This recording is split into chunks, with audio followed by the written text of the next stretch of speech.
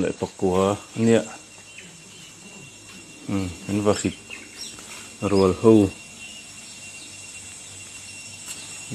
khu lai khu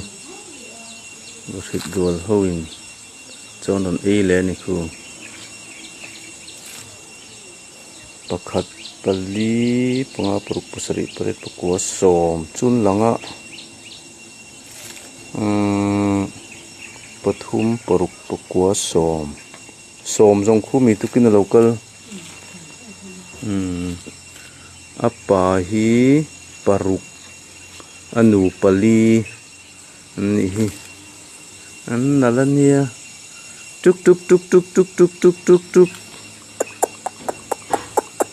heta lo choro heta